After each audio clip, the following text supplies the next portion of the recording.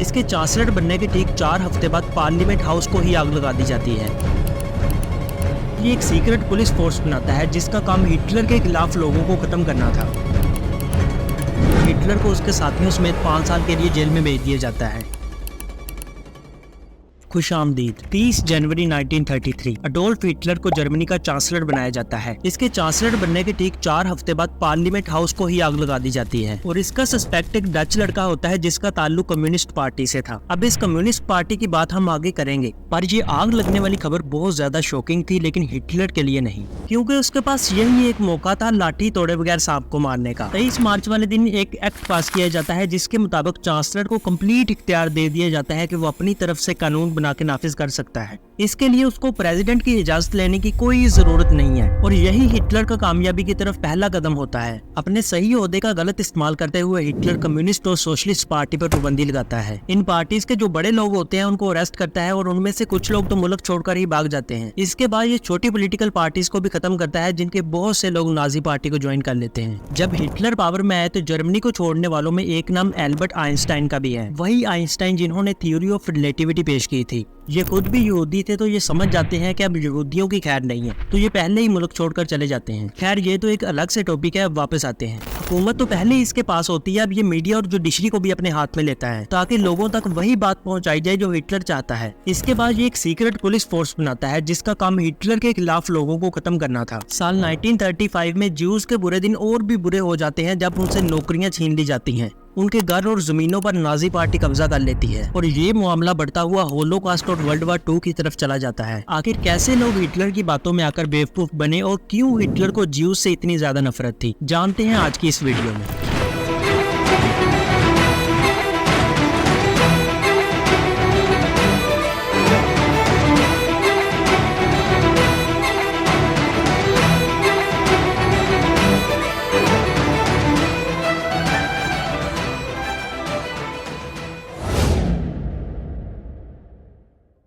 बात शुरू होती है 1918 से, जब जर्मनी पूरी तरह से बेबस हो चुका था अलाइज पावर्स के सामने और जर्मनी को वर्ल्ड वार 1 की हार तस्लीम करना पड़ती है। मुल्क की इकोनॉमी बिल्कुल खत्म हो चुकी थी और जंग के बाद इंपीरियलिज्म यानी कि बादशाही निजाम भी खत्म हो जाता है। अब जर्मनी वेमार रिपब्लिक बन के सामने आता है। इसके साथ साथ मुल्क में छोटी छोटी पॉलिटिकल पार्टीज भी बनने लगी थी। लेकिन अब वक्त आता है 28 जून 1919 का। वेमार रिपब्लिक से जबरदस्ती वर्सिलास ट्रीटी साइन करवाई जाती है। इसमें बहुत ही खतरनाक शर्तें थी, जैसा कि जर्मनी ही पूरी तरह से जिम्मेदार है वर्ल्ड वार 1 का और इस जंग की वजह से जितना भी दूसरे मुल्कों का नुकसान हुआ है वो सिर्फ और सिर्फ जर्मनी ही पे करेगा। इसके साथ साथ जर्मनी से उसके लैंड एरियाज भी छीन लिए गए और पाबंदी लगाई गई कि 1 लाख से ज्यादा सोल्जर्स जर्मनी नहीं रख सकता। अब लोग इसे अपनी बहुत ज्यादा बेइज्जती समझते हैं कि हम तो एक अजीम कौम है, हमारे साथ ऐसे कैसे ट्रीट किया जा सकता है। अब लोगों में रेसिज्म यानी कि नस्ल परस्ती बढ़ने लगती है और वो सोचते हैं कि हमारी इस हालत के जिम्मेदार सिर्फ और सिर्फ यहूदी ही हैं। अगर ये यहूदी ना होते तो हम ये जंग जीत जाते। दूसरी तरफ हिटलर जो जंग खत्म होने के बाद मुनिक शहर में चला गया था, ये वहाँ पर एक छोटी सी पॉलिटिकल पार्टी ज्वाइन करता है जर्मन वर्कर्स पार्टी के नाम से, जिसका 1920 में नाम चेंज करके नेशनल सोशलिस्ट जर्मन पार्टी रख दिया जाता है। हिटलर के पास स्पीकिंग पावर बहुत अच्छी थी तो ये बहुत कम वक्त में मशहूर हो जाता है अपनी स्पीचेस के जरिए, यहाँ तक कि 1921 में इसे पार्टी का लीडर बना दिया जाता है।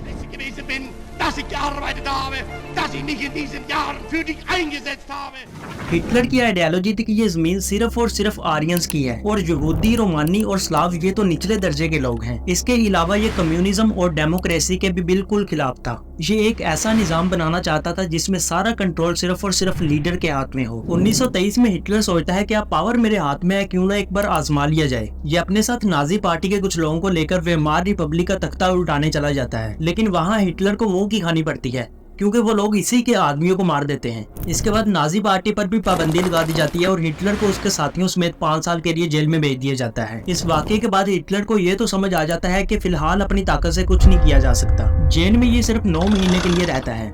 इन 9 महीनों में ये किताब लिखता है मेन कम्फ नाम से।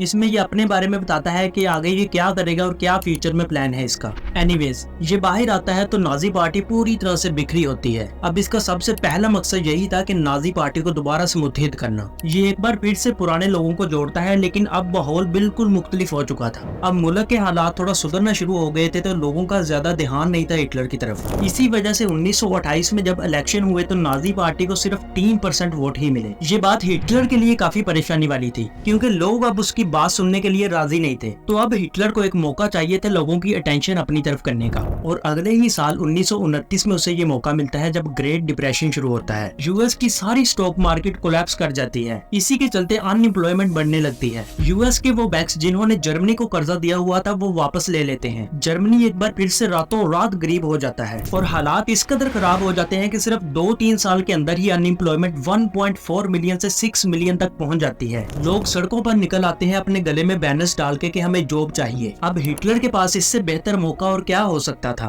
ये अपना स्पीच सीजन 2 शुरू करता है। बहुत ज्यादा लोग इसकी तरफ आने लगते हैं। ये उनसे बड़े बड़े वादे करता है कि हम ग्रेट जर्मनी बनाएंगे, अपने खोए हुए हक वापस लेंगे और उन लोगों को उठाकर बाहर फेंक देंगे जिन्होंने हमारे ये हालात किए हैं। मतलब कि थोड़े से अरसे में ये बहुत ज्यादा अटेंशन हासिल कर लेता है। आप अंदाजा लगाएं कि 1932 में जब प्रेसिडेंट के लिए इलेक्शन होते हैं तो नाजी पार्टी को 37% वोट मिलते हैं। सिर्फ 3 साल के अंदर अंदर हिटलर इतना ज्यादा मशहूर हो जाता है कि 3% से 37% वोट हासिल कर लेता है। लेकिन ये फिर भी इलेक्शन हार जाता है और इस बार प्रेसिडेंट पाउल वॉन हिंडनबर्ग बनते हैं। क्योंकि ये जर्मन आर्मी के जनरल भी रह चुके थे और काफी वार्स में हिस्सा भी लिया था इन्होंने, तो लोगों के दिलों में काफी एहतराम था इनके लिए। खैर ये सिलसिला ऐसे ही चलता है। 1933 में हिंडनबर्ग के करीबी लोग उसे कहते हैं कि हिटलर चांसलर बनना चाहता है, क्यों ना उसको चांसलर बना दिया जाए, क्योंकि ये लोगों में काफी मशहूर है तो ये हमारे काम आ सकता है। लेकिन ये फैसला उनका बिल्कुल गलत होता है। हिटलर को चांसलर तो बना दिया जाता है लेकिन बाद में वो जो कारनामे करता है वो उनको बहुत बड़ी तबाही की तरफ खींच कर ले जाते हैं।